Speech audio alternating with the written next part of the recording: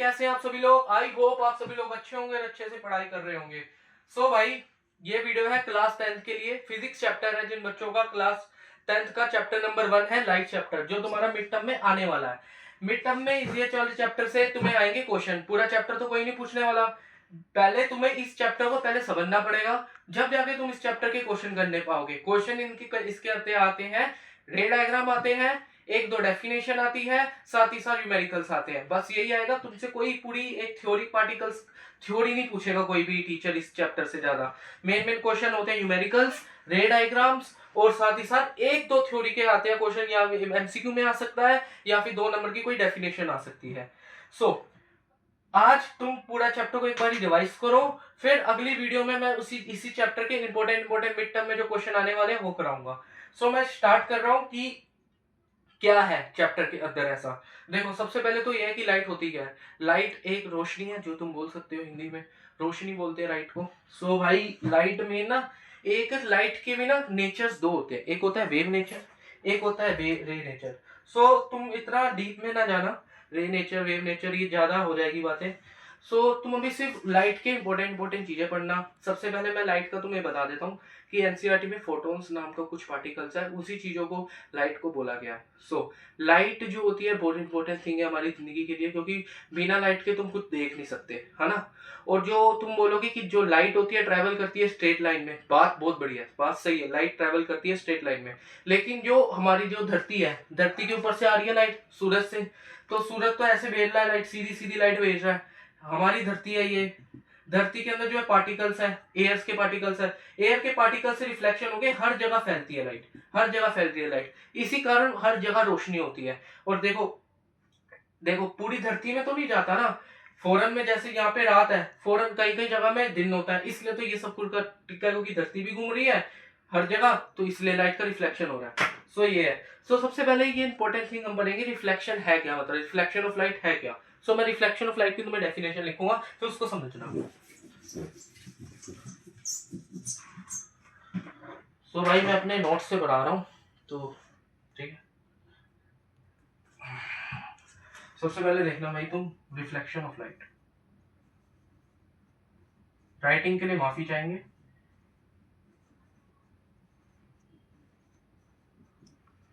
Reflection of light क्या है। Reflection of light को तुम, अभी मैं डेफिनेशन लिखता हूँ, एग्जाम में जरूरी नहीं है कि तुम पूरी डेफिनेशन को याद करके छाप के आओगे। अपनी लैंग्वेज में साइंस में नहीं लिखा जाता वैसे तो, कुछ कुछ की पॉइंट्स होंगे, अगर तुमने अपनी लैंग्वेज में भी तुमने डेफिनेशन को लिखा, साथ में उस की पॉइंट को लिख दिया, फिर तुम्हारी वैलिडेशन हो जाएगी कि तुम्हें कोई नंबर नहीं काटेगा।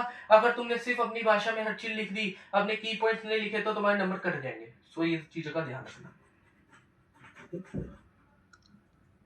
तो भाई लिखते हैं डेफिनेशन। डेफिनेशन है, the phenomena of the bouncing back of the light, the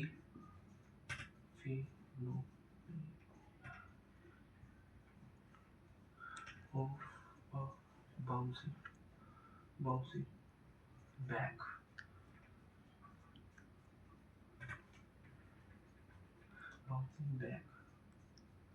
of light through a reflecting surface, through a from the surface through reflecting surface बोल सकते हैं, reflecting surface। भाई एनसीईआरटी की नहीं है डेफिनेशन, लेकिन है ना, जैसे की पॉइंट हो गया फ्रॉम बाउंसिंग बैक, किसी भी रिफ्लेक्टिंग सरफेस से बाउंसिंग बैक आ रही है लाइट, तो उसी चीजों को हम रिफ्लेक्शन कहते हैं लाइट का। जैसे तुम बोल सकते हो, बाउंसिंग बैक कब होगी लाइट की, जब कहीं से लाइट आ रही है, जहां से लाइट आती है उसको हम इंसिडेंट रे कहते हैं। जैसे ये है, ये हमारा शीशा है जिसे हम मिरर बोलते हैं अंग्रेजी में, ये लाइट आ रही है किसी सरफेस से, मान लो ट्यूबलाइट लगी हुई है तुम्हारे घर में, बल्ब सा लगा हुआ है, वहां से लाइट आ रही है, इसको हम बोलते हैं इंसिडेंट रे, इंसिडेंट रे। तो यहाँ से रिफ्लेक्ट होके, क्योंकि रिफ्लेक्टिंग सरफेस है, रिफ्लेक्टिंग सरफेस होते हैं, वहां से जाएगी लाइट ऐसे, इसको बोलते हैं रिफ्लेक्टिंग लाइट, रिफ्लेक्टिंग लाइट। भाई राइटिंग है बहुत बढ़िया। इसको बीच में से डंडा खींचोगे, उसको हम बोलते हैं नॉर्मल। नॉर्मल, ठीक है। सो भाई इसी सारे क्रियाक्रम को जो ये प्रोसेस हो रहा है, जितना भी हमारा क्रियाक्रम हो रहा है, लाइट आ रही है, लाइट जा रही है, जब जाके तुम्हें सब कुछ दिख रहा है, इसी चीजों को जो भी है रिफ्लेक्शन ऑफ लाइट बोला जाता है, ठीक है। इसी चीजों को है रिफ्लेक्शन ऑफ लाइट बोला जाता है, ठीक है। तो डेफिनेशन तुम लिख लेना, एग्जाम में आती नहीं है ज्यादातर कि रिफ्लेक्शन ऑफ लाइट है क्या नहीं है। अगर एमसीक्यू में भी तुमसे आया कि रिफ्लेक्शन ऑफ लाइट का क्या है, मतलब की पॉइंट क्या है, तो तुम ये लिख सकते हो कि बाउंसिंग बैक आ रहा है, कहीं से बाउंसिंग बैक आ रही है लाइट की। सो में तुमसे आधे नंबर का भी नहीं होगा ये, ठीक है। सो अब जो नेक्स्ट टॉपिक आएगा वो है हमारा properties of a image in a plane mirror. जो हमारा जो घरों में शीशा होता है जिसके अंदर तुम अपनी शक्लें देखते हो, सुबह सुबह डर भी जाते हैं कोई कोई शक्ल देख के, जो हमारा प्लेन मिरर है, इसके अंदर जो आदमी खड़ा है, ये इसकी जो प्रॉपर्टी है देखने की, प्रॉपर्टीज। अगला क्वेश्चन आएगा तुम्हें प्रॉपर्टीज क्या है इसकी इमेज की, ऑफ अ प्लेन मिरर की। सो अब वो मैं इसको रब करता हूँ, फिर मैं तुम्हें दिखाता हूँ कि what is the properties of a plane image, ठीक है। सो भाई जैसे मैंने तुम्हें बोला ना कि प्लेन इमेज नहीं होता, प्लेन मिरर होता है, मुझसे गलती से निकल गया। सो मैंने बोला ना कि प्रॉपर्टीज क्या है कि शीशे की जिसके अंदर तुम अपनी शक्लें देखते हो सुबह सुबह, उसकी प्रॉपर्टीज क्या है। सो पहले तो हिंदी में बता देता हूँ। प्रॉपर्टी तुम बोल सकते हो उसकी है, जैसे ये प्लेन मिरर है, इसके ऊपर मतलब शीशा लगा, पीछे कुछ नहीं है, पीछे पॉलिशिंग होती है, ये शीशा है, पीछे पॉलिशिंग होती है। ये एक नाम लड़का है, अभी नाम का, अभी लड़का है। सो ये अपनी सुबह सुबह शक्ल देख रहा है, 3 मीटर की दूरी में खड़ा है, 1.5 मीटर की दूरी में।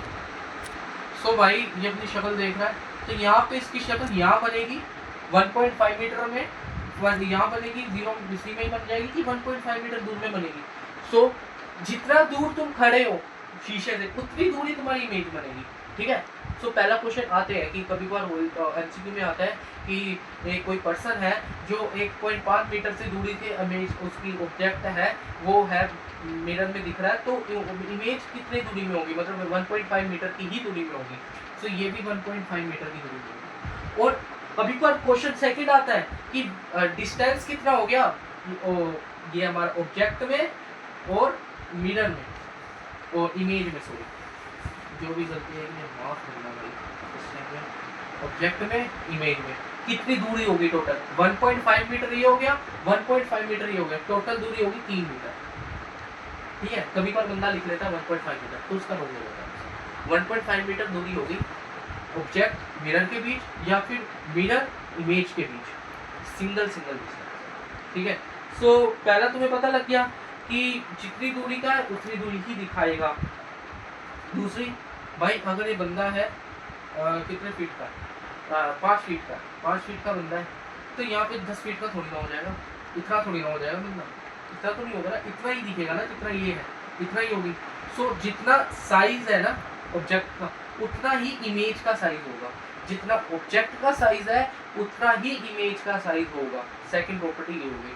तुम्हें कम से कम कितनी प्रॉपर्टी लिखनी होगी, 5 नंबर का कोई क्वेश्चन नहीं आता प्रॉपर्टीज का, 3 नंबर का, 2 नंबर का, 3 नंबर का आ गया पॉइंट्स में लिखना 4 पॉइंट, 2 नंबर का आ गया पॉइंट्स में लिखना 3 पॉइंट, 1 पॉइंट एक्स्ट्रा लिखना जब भी कोई भी मार्क्स का आए, क्योंकि वो हमारा थोड़े नंबर को बचाता है, मतलब कटने से बचाता है। So image is always erect, third property हो जाएगी image is always erect. Erect का मतलब ये होता है कि बंदा अगर सीधा खड़ा है तो यहाँ पे भी सीधा ही खड़ा होगा, अगर तुम ये ऐसे खड़े हो तो इमेज में तुम ऐसे थोड़ा दिखोगे, इमेज में तुम ऐसे थोड़ा दिखोगे, ऐसे तो नहीं दिखोगे ना, ऐसे ही दिखेगी ना तुम्हारी शक्ल, तो इमेज इज ऑलवेज इरेक्ट। और इमेज इज ऑलवेज रियल, वो sorry image is always virtual. Virtual का मतलब कि तुम्हारे मिरर के पीछे जो इमेज बनती है ना, जिसे जो पीछे इमेज बनती है, जिनको तुम हम उस चीज को वो नहीं कर सकते, मतलब क्या कह सकते हैं, इमेज ऑलवेज वर्चुअल, हम किसी भी और जगह में इसको छाप नहीं सकते, उसको हम वर्चुअल कह देते हैं। तो सीधा वर्चुअल लिख देना। 4 प्रॉपर्टी मैंने तुम्हें बता दी कि इमेज जितना साइज होगा ऑब्जेक्ट का उतना साइज होगा इसका, जितना उतना होगा, जितने मीटर की दूरी में खड़ा उतने ही मीटर की दूरी में खड़ा होगा। अगर बंदा सीधा है तो सीधा दिखेगा, तीन प्रॉपर्टीज होगी। चौथी क्या होगी, image is always virtual. Plane mirror में इमेज वर्चुअल आती है क्योंकि इस चीज़ को तुम कॉपी नहीं कर सकते। सो फिफ्थ प्रॉपर्टी भी लिख सकते हैं हम इसकी, क्या क्या बोल सकते हैं फिफ्थ प्रॉपर्टीज। फिफ्थ प्रॉपर्टी तुम लिख भी सकते हो, अगर नहीं भी लिखो जब मैं बता देता हूँ एक बार फिफ्थ प्रॉपर्टी क्या है। फिफ्थ प्रॉपर्टी तुम लिख सकते हो कि लेटरली इन्वर्टेड। तुम छोड़ो इस फिफ्थ प्रॉपर्टी को मत लिखो, तुम चार प्रॉपर्टीज को लिख लो। मैं एक बार चार प्रॉपर्टीज को तुम्हें अंग्रेजी की भाषा में लिख देता हूँ ताकि तुम एग्जाम में लिख सकते। सो मैं अब तुम्हें प्रॉपर्टीज लिख देता हूँ। चार प्रॉपर्टीज है, लिख लेना। 5 होती है, लेटर इन्वर्टेड होती है, लेकिन मत लिखना। चार प्रॉपर्टीज लिखना, ठीक है। Object size is equal to image size, point में लिखना। Object size is equal to image. Second लिख सकते हो, image distance is equal to distance of object distance is equal to image distance. जितना तुम्हारा डिस्टेंस ऑब्जेक्ट से mirror तक का होगा उतना ही तो तुम्हारा डिस्टेंस ऑब्जेक्ट से, ऑब्जेक्ट मैं तुम्हें कह रहा हूँ, ऑब्जेक्ट का मतलब मेरा समझ, ऑब्जेक्ट कोई भी चीज़, मिरर शीशा, जितना डिस्टेंस तुम्हारा एक बंदे के शीशे के बीच में होगा उतना ही डिस्टेंस तुम्हारा एक बंदे के इमेज और एक शीशे के इमेज के बंदे के जितना होगा, ठीक है। Object distance is equal to image distance. Object distance. भाई लोग इसमें तुम्हें एक दिक्कत है, कोई राइटिंग को देखना, मेन जो मैं अपने लफ्ज बोल रहा हूँ उसमें ध्यान देना क्योंकि तुम लिख सकते हो सब कुछ को। ऑब्जेक्ट इसमें कोई की पॉइंट तो है नहीं, तुम अपनी भाषा में भी लिख सकते हो। Object distance is equal to क्या, इमेज डिस्टेंस।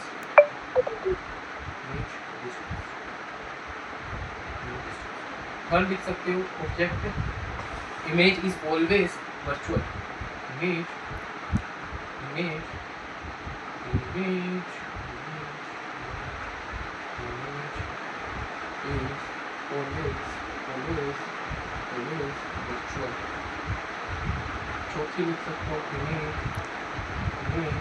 इज ऑलवेज, पहले लिख सकते हो इमेज इज ऑलवेज वर्चुअल, तीसरी प्रॉपर्टी। चौथी लिख सकते हो इमेज इज ऑलवेज डायरेक्ट, मतलब जितना बंदा सीधा खड़ा है तो सीधा दिखेगा, उल्टा खड़ा है उल्टा दिखेगा, गोला खड़ा है गोला दिखेगा, जैसा है वैसा दिखेगा। Image is always. सो भाई ये तुम चार प्रॉपर्टी लिख लेना, अगर पेपर में आया तो तुम्हें 2 नंबर मिल जाएंगे, आपसे 2 नंबर से ज़्यादा नहीं आएगा तुम्हारा क्वेश्चन, 2 नंबर मिल जाएंगे। अगर पूरा पूछा जाएगा कि what is the reflection of light, what is the properties of the plane mirror, what is the properties of a image in plane mirror, ये प्रॉपर्टीज मिरर की नहीं है, प्रॉपर्टीज है इमेज की जो तुम्हारे प्लेन मिरर में बनेगी, इन उसकी प्रॉपर्टी है। तो तुम्हें अगर टोटल, अगर तुम्हारे पास 3 नंबर का क्वेश्चन है तो तुम्हें 2 चीजें पूछ रहा है, उसमें पूछेगा what is the reflection of light, then what is the properties of a image it is found in the plane mirror, जो हमारी इमेज बन रही है प्लेन मिरर में उसकी प्रॉपर्टीज क्या है, ये तुम्हें पूछ लेगा टोटल 3 नंबर में।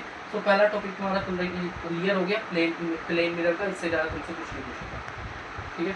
सो मैं नेक्स्ट टॉपिक में जाऊंगा, law of reflection of light की थर्ड आता है टॉपिक इसमें मेरे प्लेन मिरर के लिए कि व्हाट इज दी लॉ क्या है। मतलब लॉ तो देखो, लॉ को कोई बदल नहीं सकता, जो हमारे जो साइंटिस्ट रह चुके हैं उन्होंने ही लॉ बनाए हैं किसी चीज़ों को देख देख के।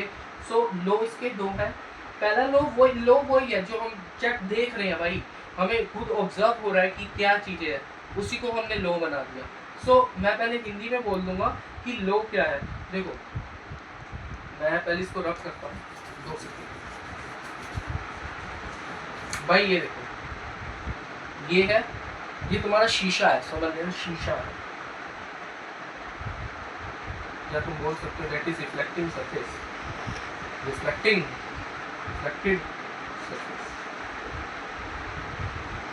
सरफेस। सो लो पहले ऑब्जर्वेशन करते हैं, फिर मैं लो बता दूंगा, तुम बोलोगे भाई लो याद ही हो गया। ये क्या थी, जहाँ से लाइट आ रही है that is called a incident ray, that is called incident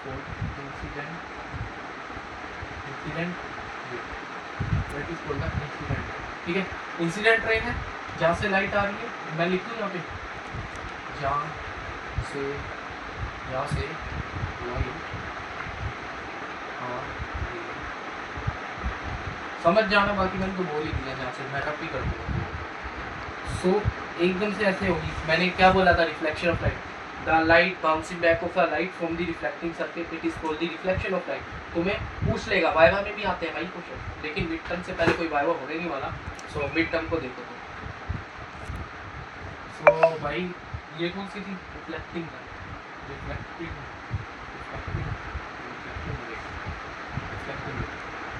ठीक है, लाइट चली गई, लाइट चली गई, चलो भाई समझ जाना, लाइट चली गई। सो इसके बीच में मैंने डंडा निकाला था, उस डंडे को तुम बोलोगे नॉर्मल।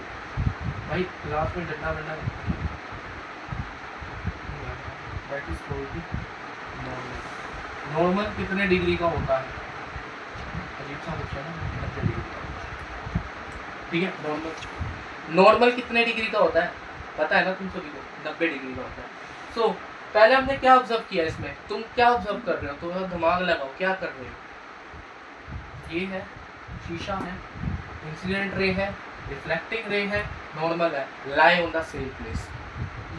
एक ही सरफेस में तीनों चीजें लाई कर रही है, यही एक लो है हमारा कि इंसिडेंट रे, नॉर्मल, रिफ्लेक्टिंग रे लाई on the same place, that is called the first law of a reflection of light. ठीक है, अभी मैं इससे लिख दूंगा। सेकंड लॉ क्या होगा? सेकंड लॉ है the angle between the normal and the incident ray and is equal to the angle between the normal and the reflecting ray. भाई बात मतलब ये है कि एंगल बराबर होंगे, जितने डिग्री में तुम्हारी रिफ्लेक्टिंग रे गिरेगी ना, उतने ही डिग्री में तुम्हारी, जितने डिग्री में तुम्हारी इंसिडेंट रे गिरेगी ना, उतने ही डिग्री में तुम्हारी रिफ्लेक्टिंग रे गिरेगी। That is called the angle of incident is equal to the angle of reflecting surface. So तुम सोचोगे कि भाई एंगल कहाँ से लेते हैं? एंगल ये वाली चीज़ों से लेंगे कि इसके बीच का लेंगे? इसके बीच का ये पूरा लेंगे एंगल कि इसके बीच का लेंगे? ध्यान रखना, the angle between the normal and the incident ray, मतलब इनके बीच का एंगल लोगे। Second is equal to the angle between the normal and the reflecting रे।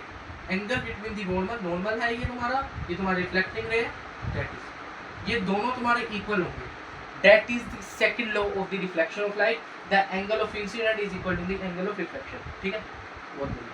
सो मैं इन चीज़ों को मिटा के तुम जब एग्जाम में लिखोगे ना what is the law of reflection, थोड़ा ऐसे डायग्राम बना देना, ऐसे कर देना थोड़ा। सो भाई जब भी तुम्हें ऐसे, अभी मैं इसको रब कर रहा हूँ, जब भी तुम्हें पूछा जाएगा ना what is the law of the reflection of light, तो तुमने ना एक मतलब डायग्राम बना देना, अपने चौंचने वाली कर देना, मतलब थोड़ा ना अच्छा लगता है चैप्टर वाले को। चैप्टर जो चेकिंग करेगा तुम्हारा, जो सर होगी मैडम होगी, उसको पता लगेगा कि बंदे ने कुछ सीखा, चीटिंग नहीं की। ठीक है, ये होता है। और मैं इसको रब कर रहा हूँ, 2 लो है, उसको लिख रहा हूँ, उसको कॉपी में लिखो, याद करो, खत्म करो। सो मैं तुम्हें अब लिख रहा हूँ कि जो तुम्हारे से पूछा जाएगा what is the law of the reflection, और 2 ही लॉ है, क्या थे? Angle of incident is equal to angle of reflection. Second क्या था? Incident ray, reflecting and the normal line the same place. लो भाई, लो को कोई बदल नहीं सकता, अपनी भाषा में मत लिखना, जो भाषा तुम्हारे एनसीईआरटी में लिखी है वो ही लिखना। Law of reflection,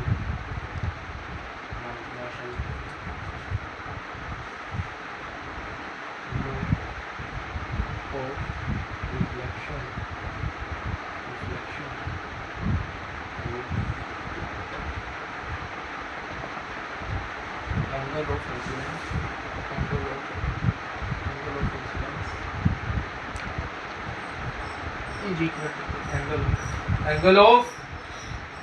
angle of incidence equal to angle of reflection.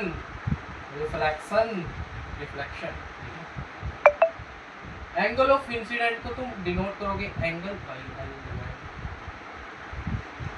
Angle आई, ठीक है, इसको angle R, that is angle of incident is equal to angle of reflection. ठीक है, क्लास 10 में हो। सेकंड क्या था लो? सेकंड था the incident ray, the reflecting ray and the normal lie on the same place. ये होगा हमारी बोल वाली भाषा में। देखिए जो हमारा एनसीईआरटी में लिखा है वो है हमारा the incident ray, the reflected ray and the normal drawn at the point of incidence in the same plane. ये तुम्हें लिखना पड़ेगा, थोड़ा याद कर लेना। जो नेक्स्ट लाइंस है ना, जैसे कि incident ray at the same plane, लिखना पड़ेगा, क्योंकि लो को तुम अपनी भाषा में नहीं लिख सकते, लेकिन जो हमारी प्रॉपर्टीज होती हैं उनको अपनी भाषा में लिख लेना। साथ ही साथ उसके अंदर तुम्हें की पॉइंट्स को डालने पड़ेंगे। सो इसमें लिखेंगे the incident ray, the incident ray, the incident, the the incident ray, reflecting ray, comma, reflected ray, and the normal, at the normal मैंने क्या बोला था, lie on the same plane, लेकिन एनसीईआरटी में लिखा है at drone eight the point of incident, लेकिन तुम्हें पता ही है एनसीईआरटी में लंबा चौड़ा लिखा होता है, लेकिन भाषा मतलब वही होती है। क्या लिखा है इसमें, drone at the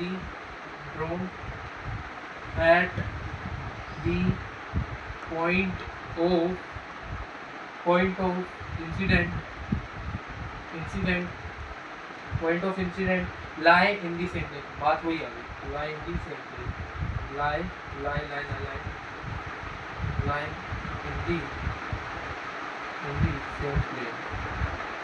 the same place। So देखा ना, what is the law of reflection, angle of incident, angle of reflection, angle of incident भी लिख सकते हो, एंगल ऑफ इंसिडेंस भी लिख सकते हो, नहीं लिख लेना angle of incidence equal to angle of reflection, angle I लिख लेना, एंगल आर लिख लेना, साथ ही साथ तुम्हें एक डायग्राम बना देना, सीधा बनाना ऐसे, इंसिडेंट रे आ रही है, रिफ्लेक्टिंग रे जा रही है, नॉर्मल लिख लेना, that is called the incident ray, that is called reflecting ray, that is called the normal, angle of incident, angle I, angle R, ये डायग्राम भी लिख देना, 2 पे लिख देना, 2 नंबर 12 आराम से लिख देना। सो ये वाला हमारा जो टॉपिक है ना, जितना भी अब तक मैंने तुम्हें 3 टॉपिक पढ़ाए, what is the plane mirror के बारे में बताया, लाइट बताया, लाइट के बारे में तुम्हें मुझे पहले मैंने तुम्हें बताया व्हाट इज प्लेन मिरर क्या है, उसकी मैंने तुम्हें प्रॉपर्टीज बताई, प्लेन मिरर की प्रॉपर्टीज क्या है, थर्ड पे मैं तुम्हें रिफ्लेक्शन ऑफ लाइट बताया कि रिफ्लेक्शन ऑफ लाइट क्या है, फोर्थ में मैंने तुम्हें बताया कि what is the law of the reflection of light क्या है, क्या मतलब कि क्या इसके मतलब लॉ क्या है इसके रिफ्लेक्शन ऑफ लाइट के, ये बताया।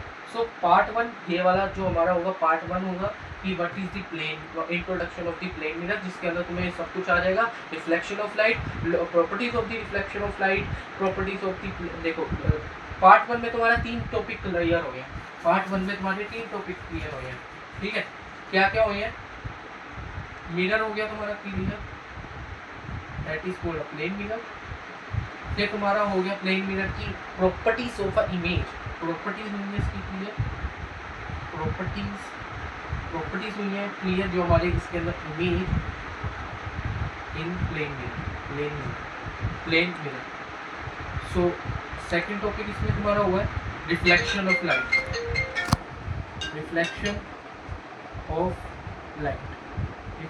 लाइट, आया सेकंड पॉइंट, सेकंड जो टॉपिक हुआ है। थर्ड हुआ है, ये मैंने बताया कि रिफ्लेक्शन ऑफ लाइट होता क्या है, डेफिनेशन बताई। थर्ड तुम्हें बताया इसी के लॉ बता दिए, law of reflection of. So part 1 में तुम्हारा जो है ना क्लियर हो जाएगा what is the reflection of light, जो प्लेन मिरर इज होगा। सेकंड पार्ट होगा जो तुम्हारा आएगा स्फेरिकल सरफेसेस, सेकंड पार्ट जो होगा दैट इज कॉल्ड, इसको मैं रफ कर रहा हूँ, पहला पार्ट हो गया, सेकंड पार्ट होगा तुम्हारा जो पार्ट 2 है, ये तुम्हारा होगा spherical surfaces, spherical. Second part जो होगा तुम्हारा होगा स्फेरिकल सरफेसेस, स्फेरिकल मिरर, जिसके अंदर तुम्हें कॉन्वेक्स कॉनकेव के बारे में मैं तुम्हें हर चीज बताऊंगा, उसके रेंज डायग्राम की तुम्हें, हाँ जो भाई जो तुम्हारा जो सेकंड पार्ट होगा वो होगा अबाउट द स्फेरिकल मिरर, जिसके अंदर तुम्हारे पास कॉनकेव कॉन्वेक्स होंगे, उसकी प्रॉपर्टीज होंगी, उसके रे डायग्राम्स होंगे। इस इंट्रोडक्शन की वीडियोस में मैं तुम्हें क्वेश्चंस नहीं करा रहा, क्वेश्चंस कराएंगे नेक्स्ट वीडियोस में, जो हमारा चैप्टर हो जाएगा क्लियर, क्योंकि देखो मिड टर्म में फिजिक्स में लाइट आता है, इलेक्ट्रिसिटी आता है, और थर्ड चैप्टर और आता है, मैं बताऊँगा, जहाँ तक 2 चैप्टर आते हैं, क्योंकि केमिस्ट्री भी है थोड़ा सा, साथ में बायोलॉजी भी है, 6-7 चैप्टर आते हैं टोटल। सो ये हो गया प्लेन पार्ट 1 हो गया हमारा क्लियर। अब सेकंड पार्ट होगा दैट इज जो होगा स्फेरिकल के लिए, फिर हम थर्ड पार्ट के बारे में तुम्हें बातें बताएंगे क्या है, ठीक है। सो पहले पार्ट के लिए तुम पूरा देखना, उसको एक बार कॉपी में लिखना, फिर उसको रिवाइज करना, फिर एनसीईआरटी में जो तुम्हारे इंडेक्स क्वेश्चंस होते हैं ना उसको बनाना। इंडेक्स क्वेश्चन जब तुमने बना लिए ना उसके, तो भाई तुम्हारे को जो होगा ना, जो तुम्हारा जो माइंड में जो भी तुमने सीखा है सब फीड हो जाएगा। और साथ ही साथ एक बुक पकड़ लेना PYQs की, क्योंकि मिड टर्म में PYQs आते हैं, साथ साथ एनसीईआरटी भी आती है, दोनों चीज़ें अगर तुमने कर ली ना इनफ रहेगा। PYQs के लिए कोई भी बुक्स ले लेना, मैंने जो यूज़ की थी अपने ज़माने में, मतलब मैंने बहुत सारी यूज़ की थी। सो तुम अपनी हिसाब से देख लेना, बाकी मैं तुम्हें बता दूंगा कौन सी यूज़ करनी चाहिए। सो सेकंड पार्ट देखना स्फेरिकल मिरर्स में। जब तक के लिए ठीक है, थैंक